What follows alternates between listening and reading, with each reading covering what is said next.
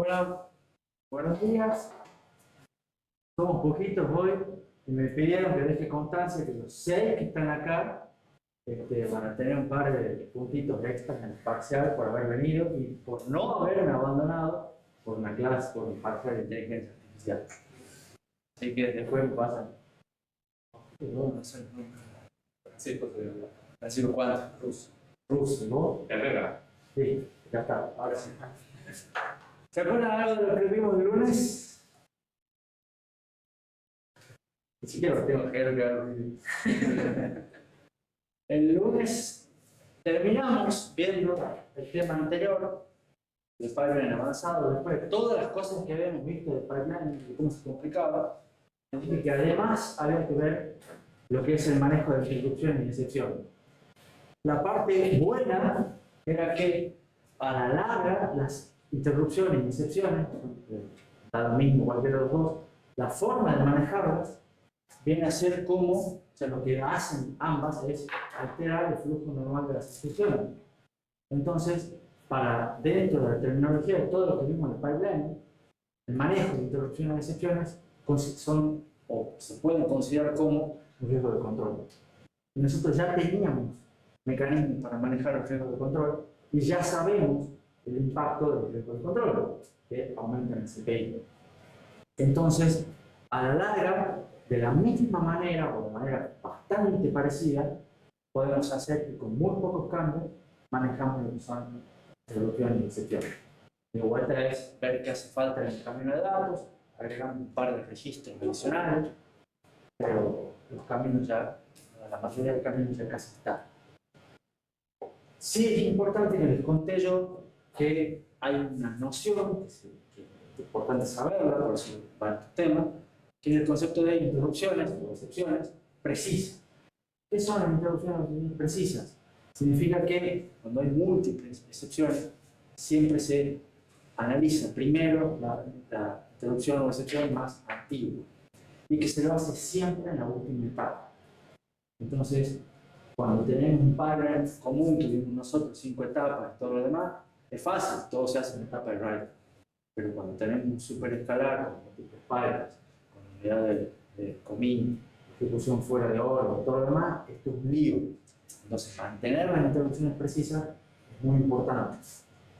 Y a su vez muy importante no solamente por lo que dije recién, sino porque es una de las condiciones necesarias para que el programa funcione correctamente.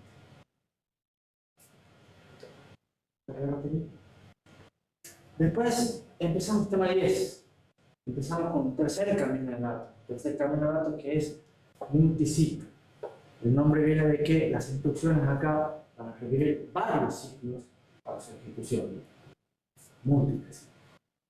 De manera tal que el CPI va a ser mayor que 1. Lo cual sabemos que eso no es deseable. Y claro, no es deseable porque el objetivo de este camino de datos no es perfecto. Entonces acá relajamos la cuestión de performance, la exigencia de performance, que era lo que nos venía buscando en el último tema, y acá vamos a buscar otra manera de hacerlo. ¿Qué objetivo será acá? Puede ser disminución de costos de lo más barato posible, disminución de consumo energético. Ideal para sistemas embebidos. ¿Qué es lo que tenemos que hacer en este camino de datos? Bueno, primero utilizar componentes. O sea, acá no tenemos dos memorias, tenemos una sola memoria. No tenemos algo y sumadores para lo que haga falta, usamos la misma algo para todo lo que sean operaciones que hay que hacer. Ya que tenemos una, la usamos.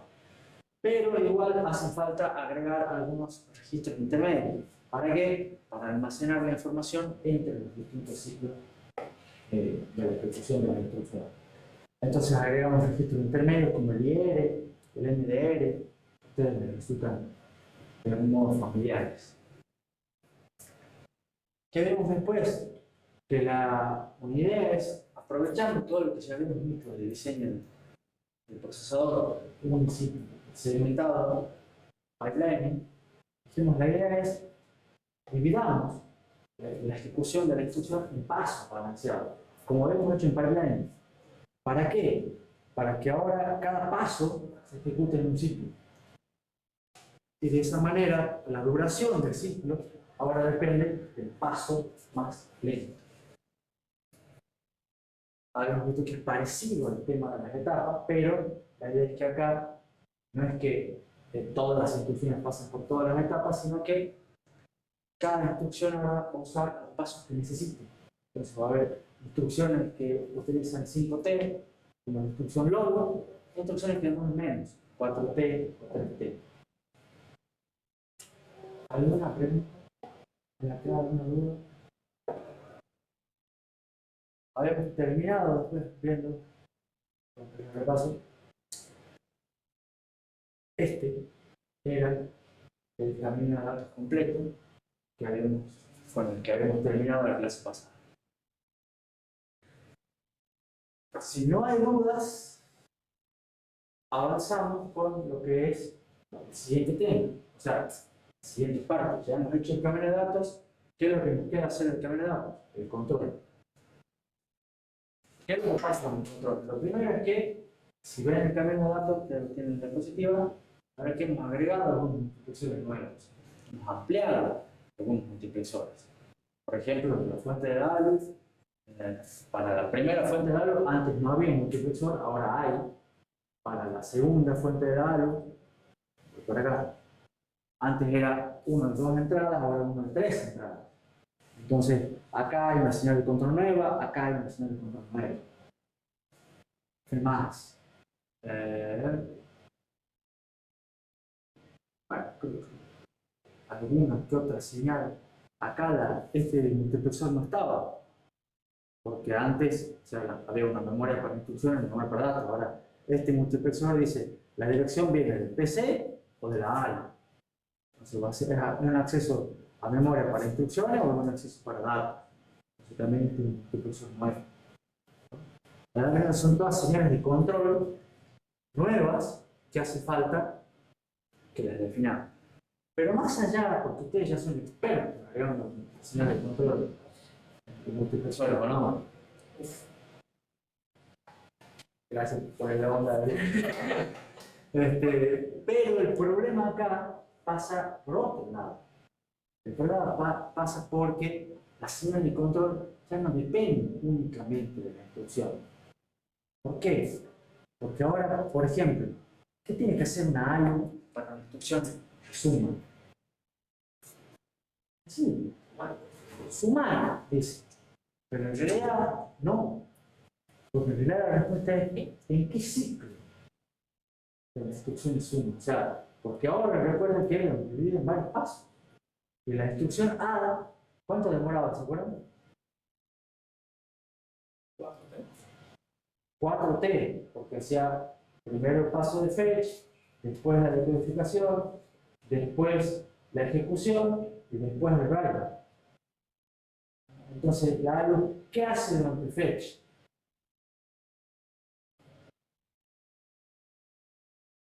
Nada. Suma 4 RPC.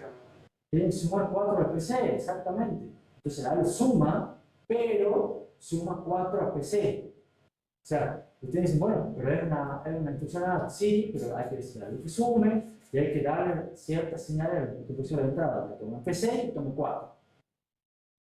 ¿Qué hace la ALU en decodificación? Si se acuerdan, también va a sumar. Pero va a sumar PC más una constante. No le sirve, pero va a ser igual. Pero ya es cambiar las señales de control. ¿Qué es lo que va a hacer después de la ejecución? También va a sumar, pero va a sumar con otros operandos distintos. Va a tener que tomar lo del banco de registro y lo del banco de registro, o sea, los dos salida del banco de registro. Entonces, la cuestión es que las señales de control van cambiando, ciclo a ciclo. ¿Entienden? Por eso es que el procesador es multiciclo, porque las señales de control ya no son las mismas durante toda la duración del ciclo. Cada ciclo se hace una cosa distinta. Entonces, la consecuencia de todo lo que estoy diciendo es que el control ya no es un control combinacional, es un control secuencial, porque las señales de control dependen de la instrucción y depende del ciclo que estoy ejecutando de esa instrucción. ¿Se entiende? ¿Seguro? Entonces, ¿qué tenemos que hacer? Como tenemos que implementar algún control secuencial. La manera típica de implementar un control secuencial es mediante una máquina de estado finito. Entonces ahora les voy a preguntar, ¿cuántos se acuerdan de máquina de estado finito?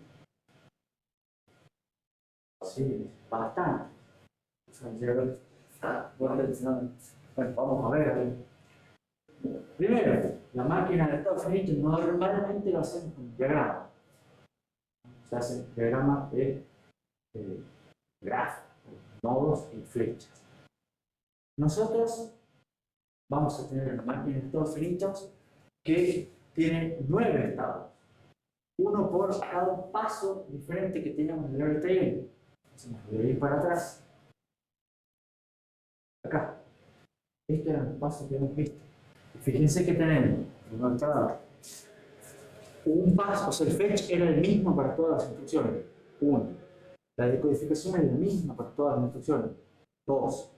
Después acá tenemos paso 3, paso 4, y paso 5. Acá tenemos 2, 6 o 7, según era load store. Acá tenemos 8 y acá tenemos 9. Esos son los pasos distintos. ¿Los ven? De estos son los 9 que yo digo que están acá. Y eso, el dibujo propuesto que está en el libro es ese. Empieza todo acá. Hay un start. Y va a parar todo a un primer estado que no sé si se distingue, pero es un estado que se llama start on fetch. Y cada pelotita, primero vemos las pelotitas grandes con las flechas, de acá pasa al otro estado, de ahí salen varias flechas que van a otros estados, se va haciendo la máquina de estado finito y después todos vuelven al estado inicial. A mí, personalmente, me gusta dibujar eso de otra manera, que es como una especie de colgante, así, que viene a ser un estado inicial, que yo lo levanto 0, después viene a un estado 1, voy a aprovechar el mejor, y de acá vienen varios estados. Acá va a haber otro estado, acá va a haber otro estado, acá va a haber otro estado. Y después de acá puede haber que vengan para acá otros 2 estados, acá va a venir otro estado, puede ser al inicio que bueno. Sí. ¿Cuántos voy? 1, 2, 3, 4, 5, 6, 7, 8. Falta uno acá. Después le pongo y todo esto hacemos así. Todo eso viene para acá. Acá. Acá. Como verán que el dibujo no es muy fuerte, pero creo que se entiende.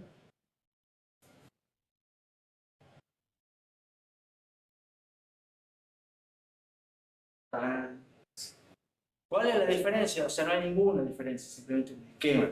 Que ya van a ver en un ratito porque me gusta más dibujarlo así. Ahora, ¿qué tiene acá en el dibujo cada estado? Lo vemos en el dibujo de acá. Vamos a ver. El dibujo de acá, lo que tiene en cada estado son los valores de cada una de las señales de control para ese estado. Entonces, por ejemplo, díganme un número de 0 al 9. Mike. 5. El estado 5 acá es este, que viene a ser un acceso a memoria para un store. ¿No? Entonces, este es el estado de memoria de la instrucción store. ¿Qué es lo que hace? Dice, hay que activar la señal de escritura de memoria. Y hay que poner que a la memoria, la dirección viene de un valor 1. Entonces, vamos a ver, el camino de datos está lejos, y vemos que hay que activar la señal de escritura de memoria, que es esta, para que se escriba la memoria.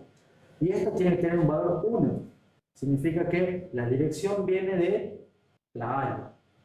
Entonces lo que está diciendo es, escribí en la memoria, en la dirección, a la salida de la ALU. ¿Y de dónde va a sacar el dato de escribir? Del registro B. ¿Lo entienden? Entonces, ¿qué está haciendo? Esta parte. Está escribiendo en la memoria, en la salida del ALU, el registro B. ¿Se entiende? Entonces, lo que ponemos en ese estado es solamente las señales de control que se activan en ese estado. ¿Está claro? Ahora digan otro número. Herrera. Era Herrera. No he dicho nombre. Era Ruso. El nombre era Francisco. Casi te digo Facundo. No para con él. Francisco y Herrera. Herrera, un número. El 09, que no sé el 5. 7. Otro fácil. Este es la última etapa del tipo R. ¿Qué es lo que hace la última etapa del tipo R? Es un write. Entonces, dice que el registro de destino vale 1. ¿Qué es el registro de destino? Vale 1. Vamos al camino de datos. Y dice que ¿dónde está la señal?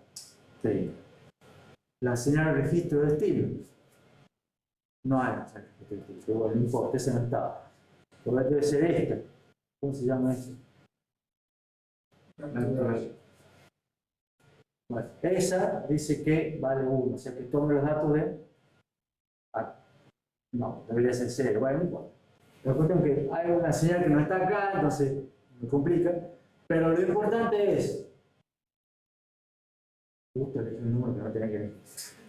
Que escriba en el banco de registro, que lo que escriba dice, lo que se escribe viene de memoria, no viene de memoria. Viene de la salida de la ALU.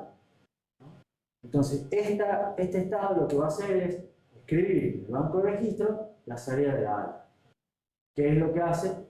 La finalización de la etapa write-up, paso write-up de las instrucciones tipo E. ¿Se entiende? Ahora, ¿cómo hacemos para ir pasando entre los estados? Para ir pasando entre los estados, lo que pasa es según el opcode. Entonces, normalmente todas vienen después del fetch al decode, al paso de decode. Pero después de la decodificación se ve si la instrucción es de acceso a memoria, load store, hacemos el paso 2. Si la instrucción es load, hacemos el paso 3. Y si es un store, hacemos el paso 5. ¿Se ve? Si la instrucción acá es un tipo R, hacemos el paso 6. Y después hacemos siempre el paso 7. Y si la instrucción es un branch, hacemos el paso 8. Entonces acá lo que me queda es completar con estas son las tipo R. Esto es branch. Esto es un 8. Esto es un 6. Esto es un 7. Estas son load por todo. Este es un 2. Este es un load. Y este es un store. 3, 4 y 5.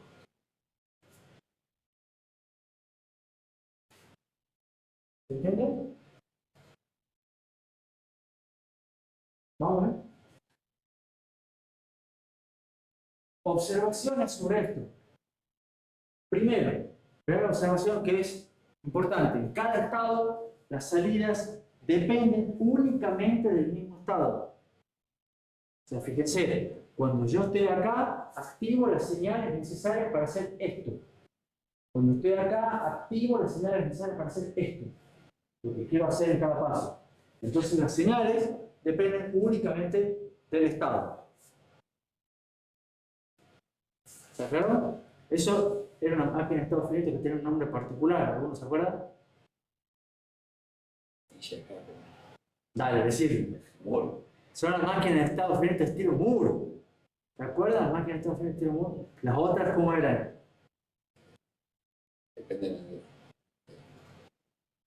¿Pero qué nombre era? ¿Alguno se acuerda? Eran el MEAL.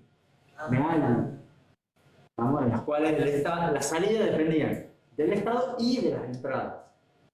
Acá no dependen de las entradas. Las entradas me sirven para transicionar entre estados. ¿Lo ven?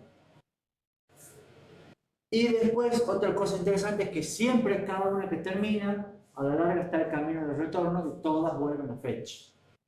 Entonces eso es un ciclo el famoso ciclo de la instrucción, que se repite indefinidamente. De fetch, de call, execute. ¿Preguntas? Ahora, ¿cómo se hace una MEF? ¿Cómo se, dado el diagrama de estados, cómo implementaban ustedes una MEF?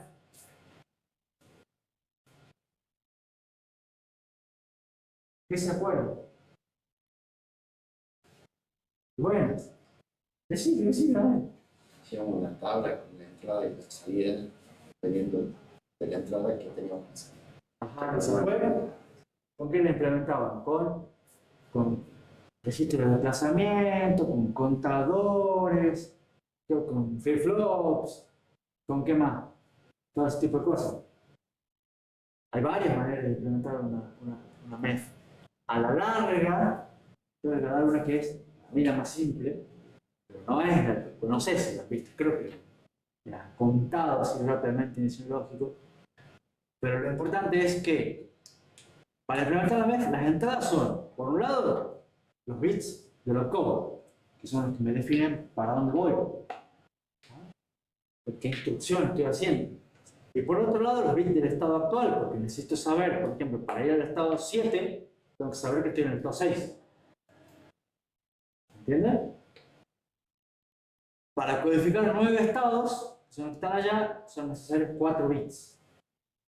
Entonces, de algún modo necesito guardar el estado actual. Entonces voy a necesitar algún registro de 4 bits para que me indique estás en el estado actual, en mi control.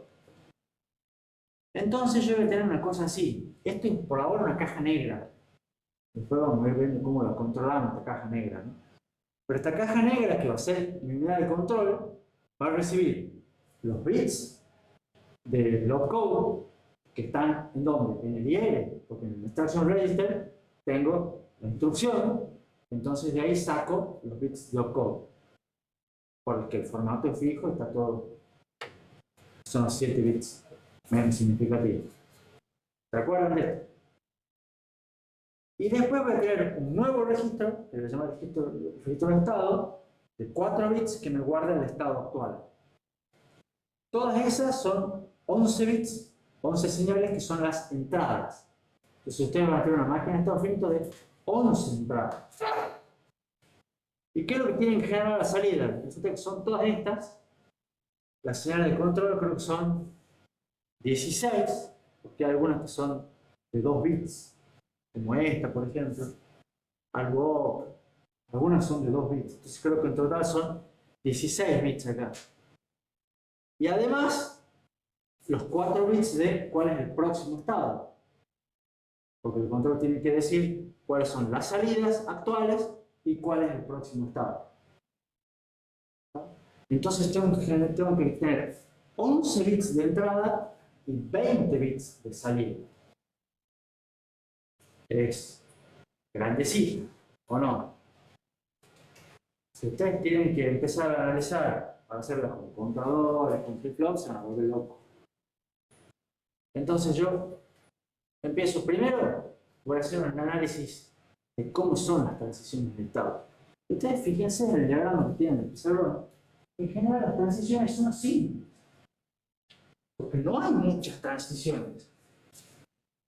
No hay muchas flechas. O sea, de la 6 no va a pasar nunca a la 8, ni a la 2, ni a la 0. ¿Se entiende? Del estado 6 a 1 va. 7. 7. ¿Y algún otro? ¿Y alguna vez va a ir algún otro? Que no. Entonces es más fácil. Entonces fíjense que hay estados que siempre pasan al siguiente. Por ejemplo, lo que dije recién, del 6 al 7. ¿Cuál es el otro, por ejemplo? Del 3 al 4. ¿Y el otro? Del 8 al 0. Ahora, ese es otro ejemplo. El otro es del 0 al 1, de fecha. Ahora me parece resultado. Quiero, macho un poco de son estados que siempre pasan al siguiente. Después hay otros estados que siempre vuelven al 0. El 4 va al 0, el 5 va al 0, el 7 va al 0, el 8 va al 0. Siempre. ¿No? Y solamente hay dos estados que tienen bifurcaciones. O sea, después del 1 se abre, se ramifica. Después del 2 se ramifica. ¿Lo ven? Entonces son solamente dos que acá es cuando digo, acá decodifico. Entonces acá veo para dónde voy después, el estado de decodificación. Entonces realmente acá influye el opcode. Acá influye el opcode. ¿Se entiende? Pero en todos los demás no es tan necesario el opcode. Todas estas observaciones las vamos a ver después. Y acá con esto se puede hacer una tabla como esa. Está ahí. Vuelvo por acá.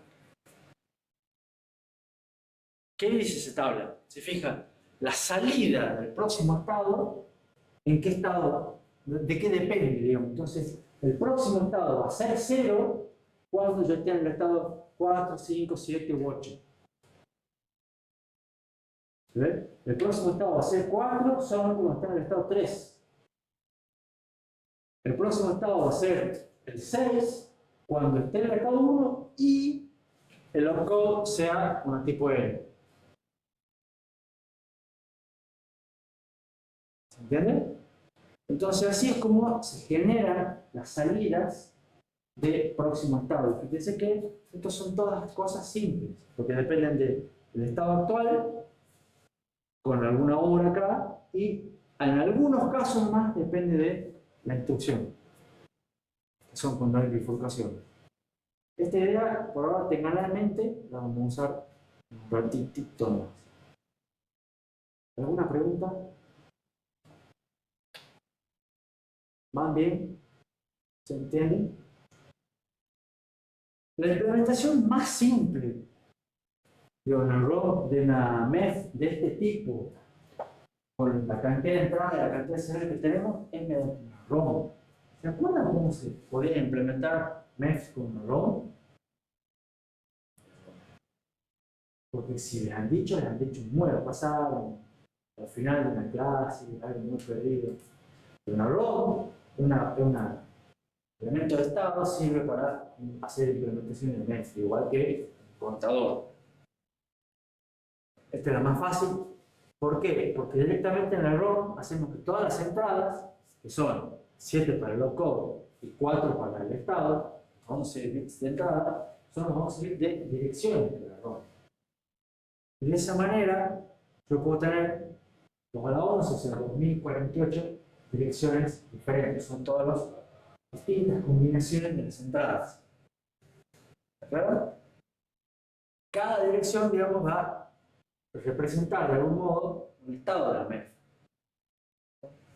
Y voy a tener una ROM que tiene 16 salidas para el carga de datos, 4 salidas para el próximo estado, entonces son 20 salidas en total. Esto me genera una ROM de 2 a la 11 por 20 son más o menos 40 kilobits. ¿Eso les parece mucho o poco? Sí, sí.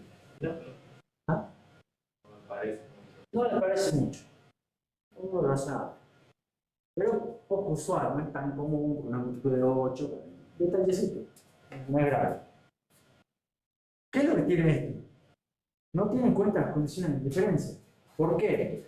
Porque con la diapositiva anterior y el diagrama que está en el pizarrón, vemos que realmente no hacen falta, no tenemos 2048 estados distintos. ¿Cuántos tenemos? 9. Entonces va a haber muchos, por ejemplo, del 0 pasa siempre al 1. ¿No? Entonces todas las entradas que tengan los 4 bits de estado igual a 0, voy a tener, ¿cuántas veces? 128. ¿Entienden? voy a tener 128 entradas que tienen estos 4 bits iguales a 0.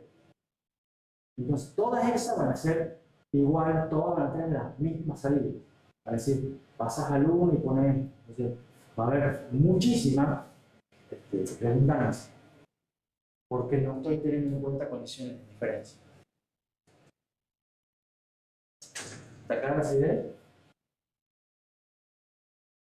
Ahora, ¿qué pasa? Que si tuviésemos más instrucciones también aumentan las salidas. ¿Por qué? Porque aumentan los estados. Entonces, si tengo que agregar más instrucciones, seguramente esto se va a hacer más grande. Entonces, esto va a necesitar más bits y se va a cambiar la cantidad de salidas, se va a complicar esto. ¿Qué podemos hacer? Podemos hacer una versión mejor. Aprovechando el visto que la transición de estado es más simple, podemos hacer lo siguiente. Y aprovechando que la MEF es de tipo MUR, o sea que las salidas dependen únicamente del estado actual, como dice ahí, lo que podemos hacer es partir la ROM dos ROM distintas. Una ROM que sea más pequeña, que tenga solamente 4 bits de entrada, que reciba solamente las direcciones del estado actual, y genere los 16 bits de salida para el control, para el camino de datos. ¿No? Y otra ROM, o sea, el estado actual genera la señal de control. Y otra ROM que reciba los 11 bits de entrada, o sea, todos de locode más el estado actual, y produzca los 4 bits de salida para el próximo estado. ¿Qué gano haciendo esto? Bueno, fíjense que ahora lo que tengo es el tamaño total. Tengo una ROM de 2 a la 4 por 16 más una ROM de 2 a la 11 por 4. Y eso suma 8,25. ¿Qué les parece 8 kilobits? Y por lo menos es 5 veces más chico que el otro.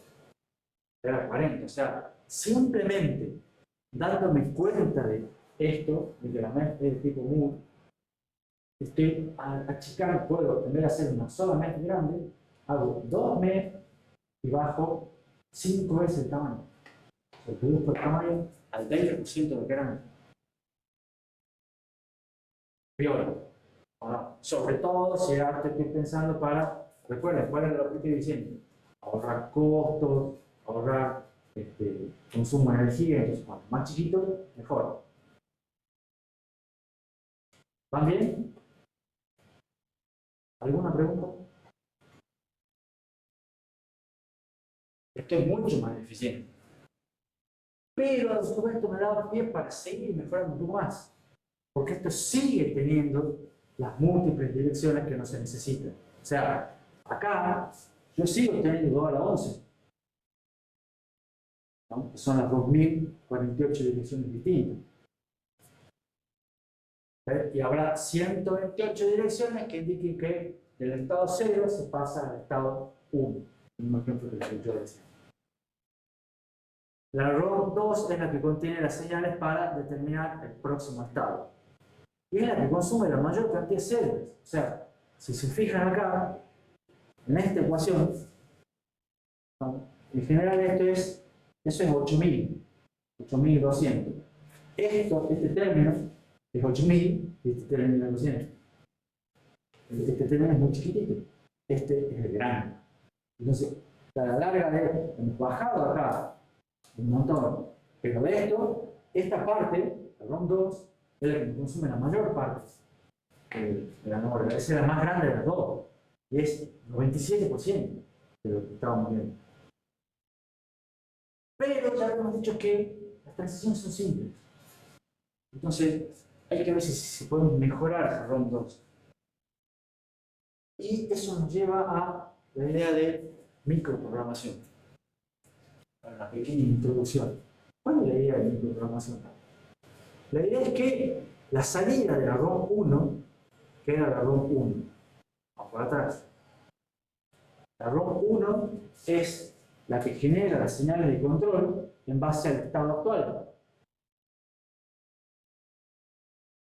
Esa ROM 1 le vamos a llamar microinstrucciones, o sea, al contenido.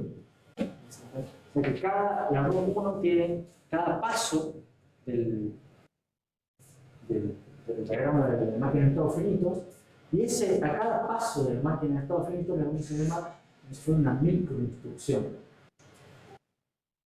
Son las señales de control para el cambio de datos.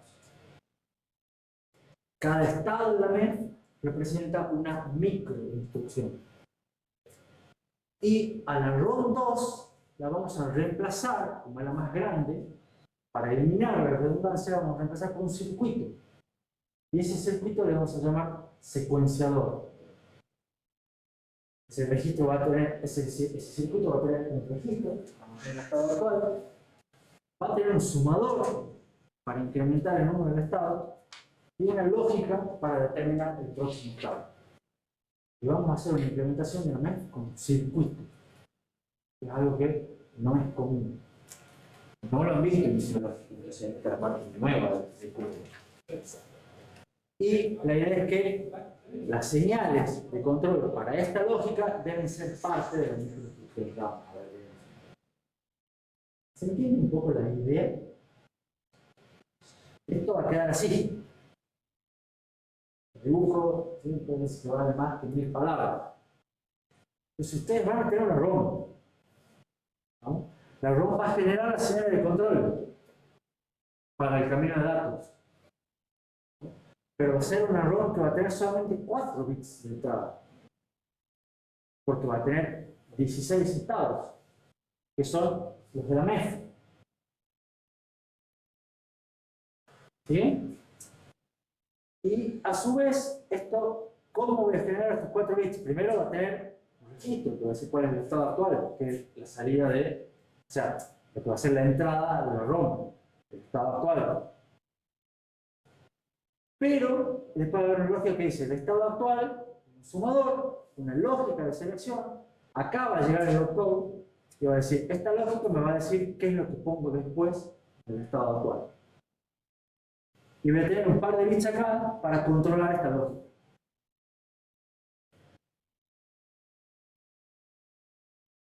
¿Entienden la idea? Más o menos. Esto va a funcionar, fíjense, ¿cómo es la lógica? ¿Qué es lo que pasa acá? ¿Qué es lo que va a pasar en este lugar? Primero, los estados 0, 3 y 6 pasan siempre al siguiente. O sea, agarrar el estado actual, sumarle 1. ¿No? Facilísimo. Los estados 4, 5, 7 y 8 del diagrama pasan al estado 0. Básicamente va a ser elegir un 0. Y del estado 1 se puede saltar al 2, 6, 8. Del estado 2 se puede saltar al 3 o al 5. Pero, ¿qué es lo que tengo ahí? ¿Cuántas opciones diferentes? Tengo 4 opciones distintas. O sea, o hago esto, o hago esto, o hago esto, o hago esto. Entonces tienen que elegir una de 4 opciones. ¿Qué es lo que pondrían ustedes acá? Para elegir una de 4 opciones.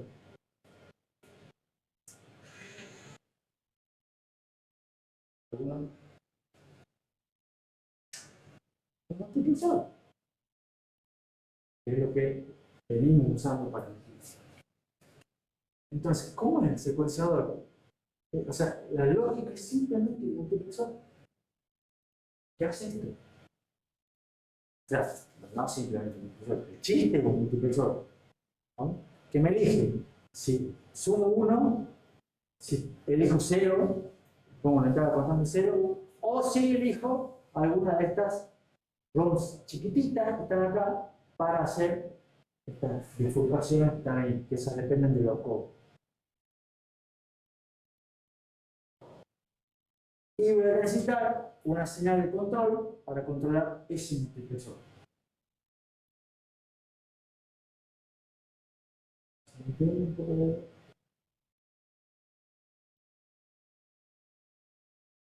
¿Cuál va a ser el contenido? Estas ROMs que están acá son ROMs muy pequeñas, porque lo que tienen que hacer es estas bifurcaciones. Se van a recibir los bits del código, va a tener que decir, porque se sabe que la ROM 1, por ejemplo, es la que se usa para el estado 1. Entonces, para recibir el código, va a decir, si sos una instrucción de load vector, pasa al 2. Si sos una tipo R, pasa al 6. Y si sos un branch, pasa al 8. Y a la larga lo que dice es esto. Si sos una tipo R, con el load tanto, pasa al estado 6. Si sos una load o una store que tienen estos objetos distintos, pasa al estado 2. ¿Lo ven? Entonces de eso se carga el estado en el registro del próximo estado. Y a su vez esta es en el caso que sea una load y una store, que me distingue. Para la bifurcación del 2 que va al 3 o al 4. Va, al 3 o al 5.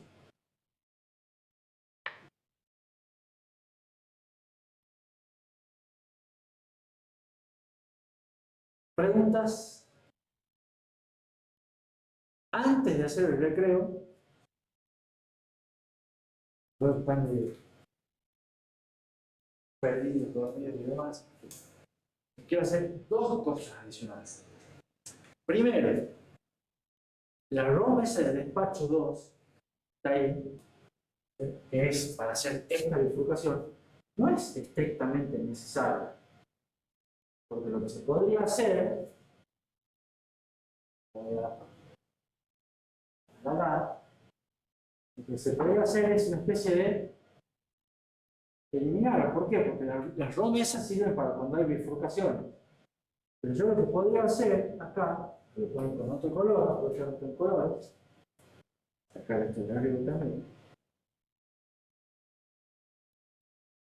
es que esto sea así.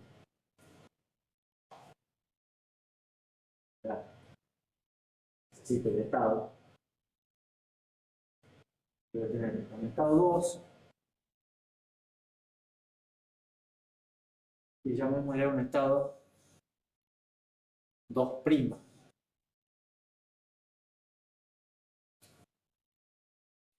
¿Se ve el dibujo? ¿Qué es lo que quiero decir con esto? Lo que hago es, ¿qué es lo que estoy haciendo acá? Estoy duplicando un estado. ¿Para qué? Para eliminar una bifurcación. ¿Ve? Y digo, estos dos estados son iguales, generan las mismas señales de control. Pero me ahorro una de las ROMs. Y lo que hago es simplemente cuando tengo una instrucción load, vení por acá. Y una instrucción store, vení por acá.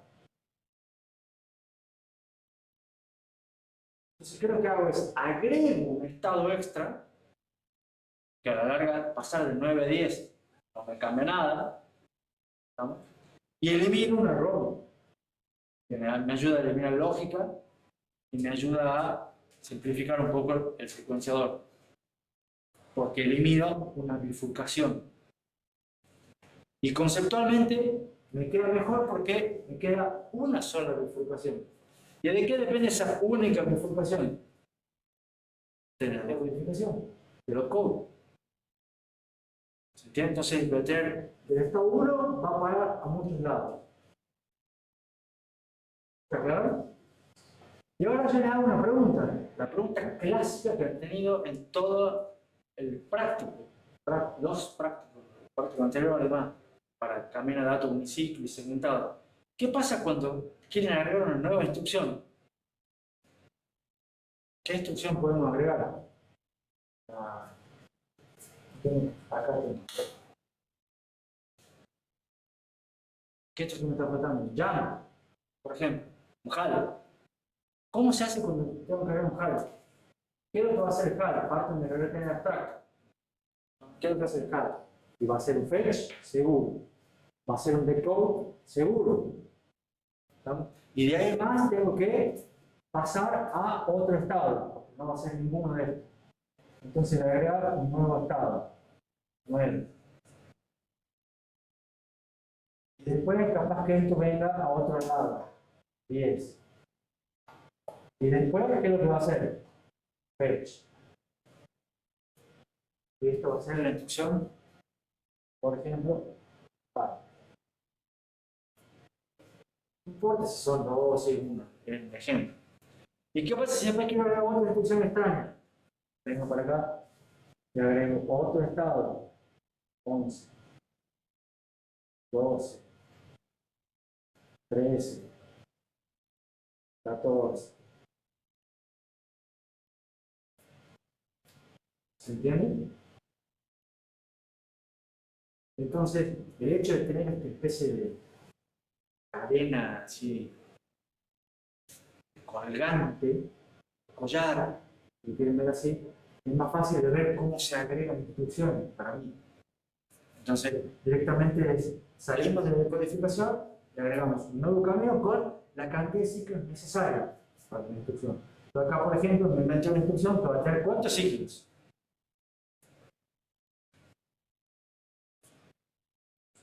6.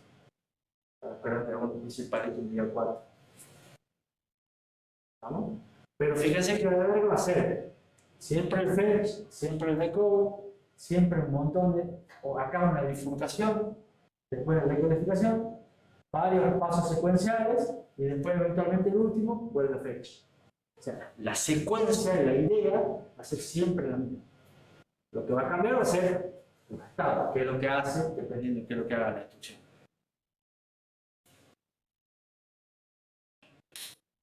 ¿Se entiende la idea? Ahora si quieren que hagamos un pequeño recreo. Igual tengan en cuenta que me lo recortaron, ¿no? Igual, tomen aire, den 2 vueltas al reloj y volvemos.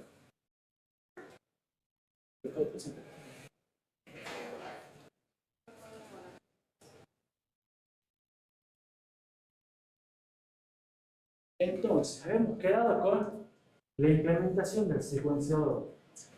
Espero que cuando vuelvan a ver el video entiendan un poco mejor. Si no pregunten, no hay problema. Creo que nos quedaba en la ROM 1.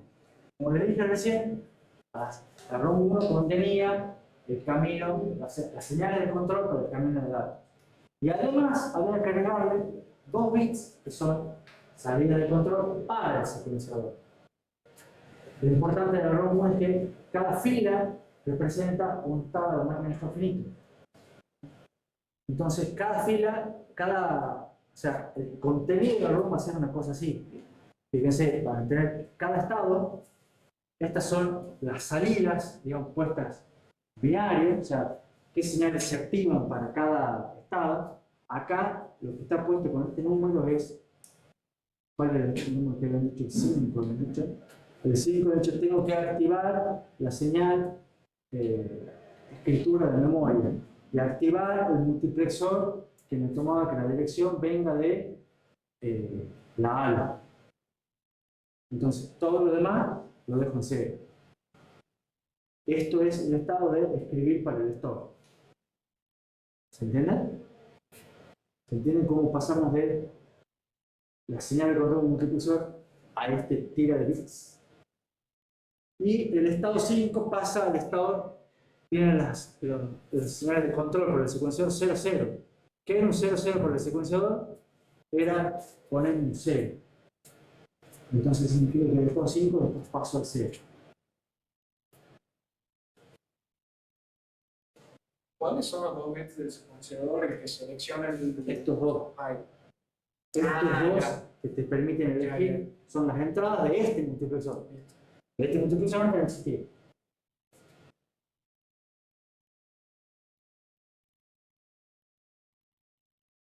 ¿Me siguen?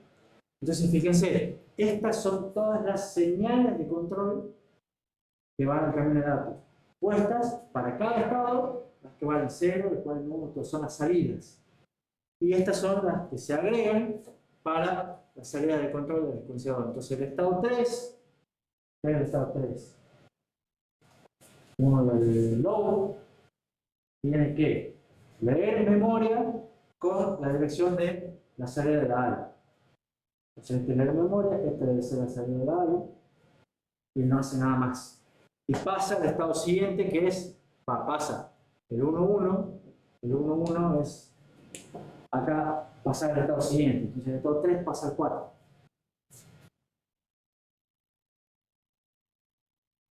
¿Se entiende esta tabla?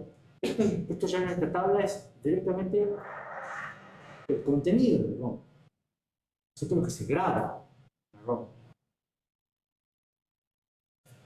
Y si hacemos este circuito, ¿qué es lo que nos queda? Fíjense que el tamaño total es 2 a la 4, que son 16 entradas, por 18, esto antes era 16, pero le hemos agregado estos 2 bits, entonces este se hace un poquito más grande. Pero las ROM de despacho son de 2 a la 7, porque son más chiquitas, por 4 bits y son 2 ROMs.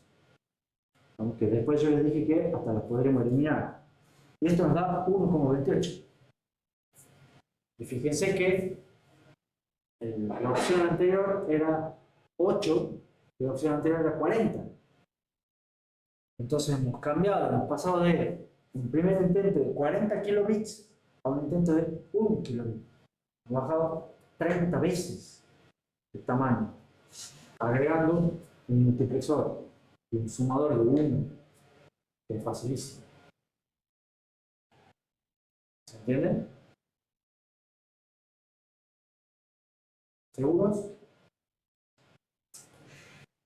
¿Ves? Ahí está. Verso 8 de la versión anterior y 40 de la primera.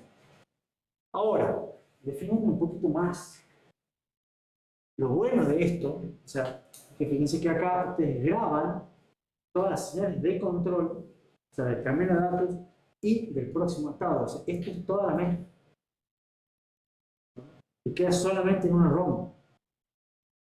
¿Digo? ¿Qué pasa si yo después cambio esa ROM? ¿Cómo se le puede hacer que una ROM? Yo la agarro y le pongo otra cosa a la ROM. Le pongo otra ROM. Voy a estar cambiando el comportamiento del camino de datos. ¿Cómo agrego instrucciones yo? Agregar instrucciones es agregar estados. Agregar estados es agregar líneas en estado. Estas tablas, a cada una de estas filas que representan un estado, se debe llamar microinstrucciones. Ya les dije antes. Entonces, así como un programa es una secuencia de instrucciones que indica qué hacer con los datos y cómo sigue la secuencia, en la ROM 1, las salidas me indican al camino de datos qué hacer y cómo sigue la secuencia. Entonces, lo que yo tengo grabado en la ROM 1 es un microprograma. ¿No? Y cada línea de la ROM 1 es como una microinstrucción. ¿No? Y esto es el microcódigo firmware. Esto lo va grabado, que es lo que hace cada procesador. El registro de estado, que es este, podría ser visto como, el registro que me dice cuál es la microinstrucción actual, ¿no? O que me apunta, y acá yo selecciono cómo es la lógica para la próxima microinstrucción. Entonces esto vendría a ser como un micro PC, ¿no? Que me apunta a la dirección actual, bueno, al siguiente.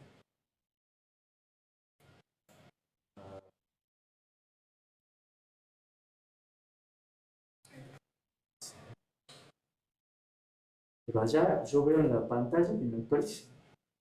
Acá no. Está con delay el proyector de vuelta.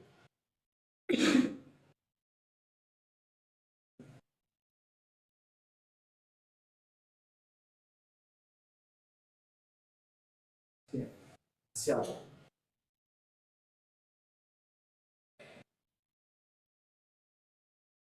Y bueno, así como tenemos un microprograma, una microinstrucción, podríamos denominar un micro PC, podremos seguir y poner un microensamblador, podríamos definir el formato de las microinstrucciones, y podríamos hacer un montón de cosas que ustedes ya saben, pero que por suerte no los voy a torturar con eso porque no es parte de lo que me interesa que ustedes vean. Lo que me interesa que veamos el tema es la idea, el concepto y cómo hemos empezado a implementar la máquina de estado finito utilizando características como que es una máquina de estado finito tipo Moore, de la cual la salida depende únicamente del estado actual y las transiciones son transiciones sencillas, podido reducir mucho y hacer una implementación no convencional, pero que tiene una gran ventaja, que puedo modificarla muy flexiblemente. Entonces, como cada instrucción ahora se va a mapear a una secuencia de microinstrucciones, eso es una conclusión. Cada microinstrucción va a ser la que da señales de control, las instrucciones manejan datos, las microinstrucciones son fijas. O sea, para cambiar una microinstrucción, nosotros tenemos que modificar la ROM que está dentro de la unidad de control del micro. Eso es algo que no se puede cambiar. Pero las instrucciones, por supuesto, cambian. Cambiar las instrucciones tiene que cambiar la ROM del microcódigo, cambiar el firmware. ¿Se puede hacer? Sí, se puede hacer. Pero eso se ve con la actualización de la BIOS, con cuestiones protegidas por el fabricante, o sea, complicado se puede. ¿Para qué se hace? Eventualmente para corregir un bug, puede haber, uy, me equivoqué acá, pues lo cambiamos. Para ampliar el ISA, quiero agregar instrucciones. O para cambiar el comportamiento de una máquina.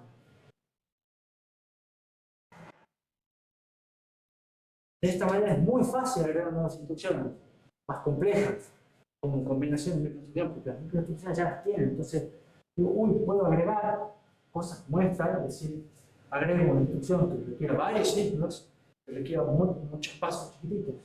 Total, los pasos son todos balanceados. ¿Se entiende? Y de esa manera tengo una instrucción que hace cosas muy complejas.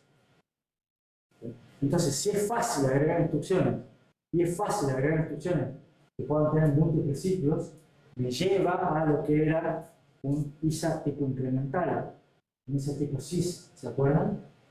Que es lo que viene haciendo Intel desde la década de 70, hace 50 años. Y así es como funcionan los procesadores de Intel hoy en día, por fuera. Tienen microcódigo. Por dentro son RISC. ¿Por qué? Por fuera.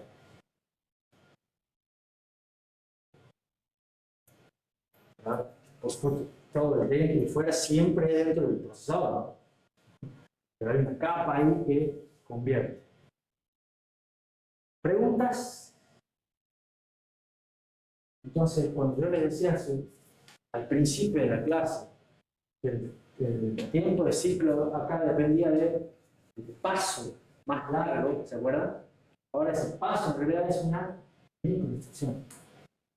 El uniciclo y el ciclo único dependían de la instrucción más larga, en el segmentado de la etapa más larga, y en este procesador multiciclo depende de la microinstrucción más larga. El estado de la ROM más grande. ¿Está claro? Además, ¿qué pasa? ¿Cómo terminamos el tema este? De vuelta, hay que ver siempre cómo manejamos las interrupciones y las excepciones. ¿Qué es lo que va a pasar acá? También tenemos que dar soporte. Pero acá también es relativamente sencillo agregar soporte para interrupciones y excepciones. ¿Cómo? Porque lo que tengo que hacer son agregar estados en la MEF. Entonces, directamente, tengo acá otro color. Voy a aprovechar el dibujito. Supongamos, no sé si tengo acá, no tengo, pero no importa. Supongamos una instrucción que genera una excepción. Creo que en el ejemplo de para bonito, una instrucción tipo R que genera una excepción en la etapa de ejecución, que viene a ser acá. Estamos en la etapa de ejecución del tipo R, acá me genera una excepción. ¿Qué es lo que hago? Salto a un nuevo estado. Lo llamemos 15. Y pongo acá, esto es una excepción. ¿Qué hace el stop 15? Bueno, lo que tengo que hacer es guardar el PC, guardar la causa y después saltar a otro estado, 16, los números no son importantes. ¿Qué es lo que hace el estado siguiente? Cargar el PC con la dirección del manejador de excepciones. ¿Y qué hace este después? Salta, va a fetch.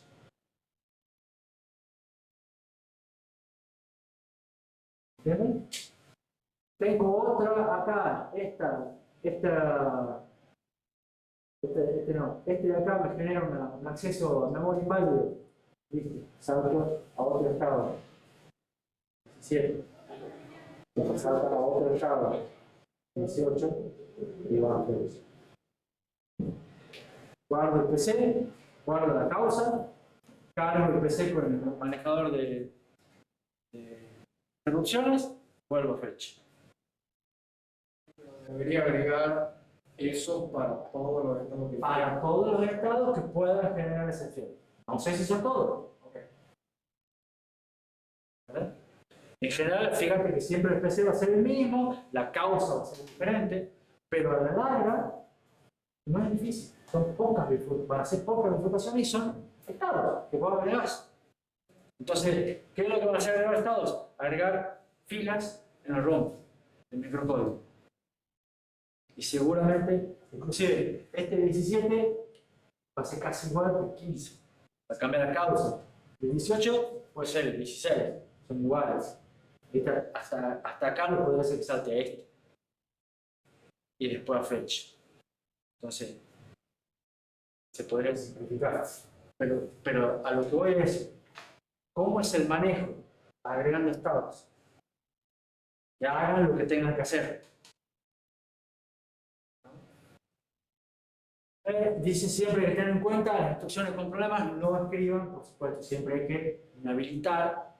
O sea, esta no pasa acá. O sea, el 3, si hay una excepción, salta a un lado, no escribe. Si acá hay un problema, no escribe.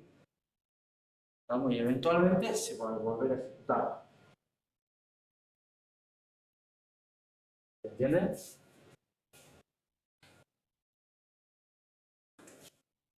Entonces, el diseño a la larga parece difícil. Entonces los mostré, todos cara de susto, manera de recreo, no sé si se ha entendido, pero en realidad no es tan duro, porque es implementar una MEF que es una MEF relativamente sencilla, ¿no? Porque es Moore y porque tiene transiciones simples. Lo que tiene es que es muy flexible. Es cómodo y hacer ampliaciones y hacer agregados es súper fácil. ¿No? Por eso fue parte del éxito, digamos, de Intel. Y permite hacer modificaciones con el tiempo. Permite a su vez implementar instrucciones muy poderosas. Total, el ciclo sigue siendo corto, y lo que yo puedo hacer son múltiples ciclos. Pero en general sabemos que eso hoy en día no se prefiere. Se prefieren más instrucciones, más simples, que menos instrucciones más largas. Esto me permite tener distintos ISA en una máquina, porque permite que el mismo camino de datos pueda ejecutar distintas cosas. Si yo le pongo varias ROM, yo le digo, ahora usa esta ROM y ahora usa esta ROM, tengo el buteo, por ejemplo, puedo hacer que el mismo camino de datos haga cosas distintas. Lo cual esto es una innovación. Esto facilita mucho la compatibilidad. Por eso fue parte de, como dije recién, el éxito de Intel. Las máquinas que en general implementan microprogramación son máquinas que tienen peor perf. ¿Por qué? Porque el control demora más. ¿Por qué? Porque no es combinacional. Combinacional siempre es más rápido y más fácil. Pero, fíjense, si la idea sería ejecutar instrucciones en un único ciclo de reloj, como se ejecutan las microinstrucciones, y si se pudieran escribir programas que produzcan microinstrucciones, y si la mayoría de los programas utilizaran instrucciones simples, si el microcódigo pudiera guardarse en RAM, es prácticamente todo lo que hacemos nosotros con el municipio. O sea, lo que hacemos es, o sea, todas estas son preguntas que nos llevan a evolucionar, digamos, esto que es más viejo en realidad, a lo que se hace hoy día con RISC. Todas estas fueron inspiraciones para, che, en vez de hacer instrucciones más complejas, hagamos que directamente se ejecuten las microinstrucciones, que no son simples, son pasos, y hagamos todo eso en etapas distintas del Python. Me parece que esa fue una idea que surgió después. Pero de ahí viene. Toda esta manera de hacer el control inspiró a lo que después fue el diseño RISC y que después hace que la performance vuele. ¿Por qué? Porque en realidad la performance vuela, pero inicialmente, en la década de los 70, hace 50 años, el espacio, o sea, las computadoras, la ROM era cara, la memoria era cara, la lógica del procesador era barata. Entonces era fácil. Entonces, integrar cosas, a poner una ROM de microcódigo y todo más, era complicado. Entonces se prefería hacer diseños flexibles, ampliables, lo vamos viendo con el tiempo. Total, no importa si demora más. Porque en esa época había otros criterios. Después, cuando han dicho, che, esto se puede hacer mejor, y empezó a hacer el performance. Y con performance empezaron a ver pantallas a color, sonido estéreo, o ese tipo de cosas. De hecho, esto es un camino sin retorno, vamos por este lado. Claramente, entonces empezó a mejorar muchísimo la performance y a su vez empezó a ser más barata la lógica, la integración. Entonces ya una ROM de 1K, 2K, 8K, lo mismo es. Entonces se dejó de lado esto, por un lado, y empezó a procesarse performance a cualquier costo. ¿No? Pero sin embargo, no siempre, hay distintos tipos de micros. O sea, en algunos micros se sigue utilizando. Resumen, final, terminamos. Nuevo estilo de diseño. Acá reutilizamos recursos, no pagamos cualquier precio por las cosas. Sí agregamos algunos registros de almacenamiento temporales para permitir pasar de información de un ciclo al siguiente. Las instrucciones son de duración variable en ciclos, o sea, demoran 3 ciclos, 4 ciclos, 20 ciclos. Se dividen en pasos y usan solamente los pasos que se necesitan. Ya no es como antes que pasaban todas por todas las etapas del paso. La duración del ciclo está determinada por el paso más lento, que ahora ya saben que es la microinstrucción más lenta. El estado de la MEF más rápido. Por eso la idea es que los estados sean secuenciales. El control es secuencial, no es combinacional, especificado entre las máquinas de estado finitos. Las señales de control de cada estado, las señales de control del camino de datos dependen únicamente del estado actual de una máquina de estilo MOVE. Lo hemos hecho con ROMs, pero es poco eficiente. Entonces, como el control es la parte más difícil de acá, lo hemos implementado con microprogramación. La microprogramación a la larga es una técnica de implementación de máquinas de estado finitos. ¿No? De máquinas de estado finitos peculiares, pero sigue siendo una máquina de estado finito para un procesador multiciclo. Cada estado de la MEF se lo ve como una microinstrucción y hay una única ROM que tiene el microprograma y un circuito que se denomina secuenciador. Es mucho más simple, más eficiente y más flexible que otras implementaciones. Y aún se usa en los procesadores cuyo objetivo principal no es performance.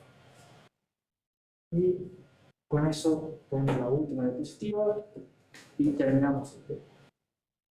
¿Alguna pregunta? ¿Cómo podrías saber cuál es el paso más lento? O sea, Es buena pregunta. Para ver el paso más lento tenés que ver al diagrama de estados. Lo tengo acá. Y vos tenés que ver en cada paso, en cada estado, cuál es la función que se usa. que a la larga viene a ser la tablita que vimos la clase pasada, al final de la clase pasada. Entonces vos decís, yo me lo sé de memoria, ustedes no. Pero acá en el estado 6, en la ejecución del tipo R, ¿qué es lo que se hace? Nada. No hace nada más. Entonces, si la A demoraba 200 y pico segundos, esto demora 200 y pico segundos. Entonces, yo agrego acá un estado 13. ¿Qué es lo que voy a hacer en este estado 13? Voy a usar la ALU y voy a acceder a la memoria. Las dos cosas en el mismo estado. Entonces, este estado me va a demorar 200 de la ALU y 200 más de la memoria. Me va a demorar 400. Entonces, este va a ser un estado más largo. ¿Se entiende?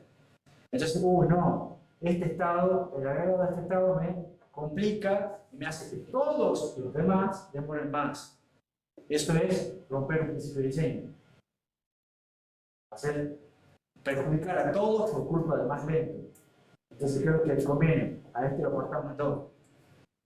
Primero accedamos a la ALU y después accedamos a la memoria. Que es más balanceado. ¿Se entiende? Pero ¿cómo quiero que me determine la duración de cada paso? Es qué unidad de función se usa.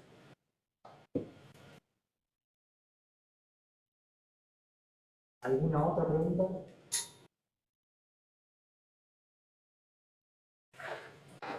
Bueno, acá ya están liberados minutitos antes. ¿Cómo seguimos? Atención, que me pongan acá para que aparezca en cámara. Aquí nos faltó. Recuerda, viernes no hay clases. Primero el tema 10. Alguien realmente, o sea, son 6, pero realmente van a venir a consultar el viernes. Yo creo que no va a haber nadie. ¿Verdad? El lunes sí es probable, digamos, que vengan, ya van a tener fin de semana, ya van a hacer algunas que otras cosas, entonces, lunes consulta, viernes consulta. A mí el viernes no va a haber nadie. Si se organizan y dicen, che, la verdad que sí, tenemos muchas dudas, vamos a ir, queremos consulta el viernes, mandan un mensaje privado, se ponen mensaje común, en modo privado, dicen, che, somos varios y queremos hacer de consulta el viernes, listo, no hay ningún problema, precisamente. ¿No? Más probable que yo creo que no va a haber nadie. Entonces, el viernes no hay clase, el lunes no hay clase, eventualmente consulta. Miércoles no hay clase, eventualmente consulta. Ya paramos acá las clases de teoría. Hoy rinde en la tarde. Práctica. No se publica práctica nueva. ¿Por qué? Porque lo que tienen que hacer es, el miércoles que viene, parcial. A las 4 de la tarde. Toda la tarde. Rinden el parcial y el viernes siguiente retomamos las clases de teoría. Viernes empezamos tema 11. La segunda mitad de la noche. Este tema 10 no tiene práctico. Eso lo voy a decir el otro día. No hay ningún práctico. O sea que no hay práctico de esto. Quédense tranquilos. Pero sí puede ir en el parcial. O cualquier otro. ¿No? Pero va a ir en el parcial como una pregunta de teoría, un concepto, o yo les voy a pedir que agreguen algo para el camino de datos uniciclo, y una pregunta de, che, ¿cómo sería en el multiciclo?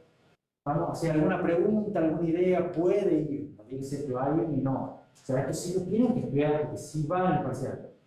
Pero no va a haber un ejercicio de agregue, modifique el camino de datos del procesador del multiciclo para agregar la instrucción tal. No, eso no va a estar. Eso va a haber para el uniciclo y para el ¿está claro? Pero pregunta de teoría, verdadero o falso, alguna dentro de otro ejercicio metida de algo de multiciclo, puede ir. ¿Alguna otra pregunta? Eso es como un modo cronograma. Entonces, descansamos el viernes, descansan el viernes, estudian el viernes, yo hago un parcial el viernes, si puedo, y nos veremos en las consultas y en el peor de los casos, miércoles de la tarde.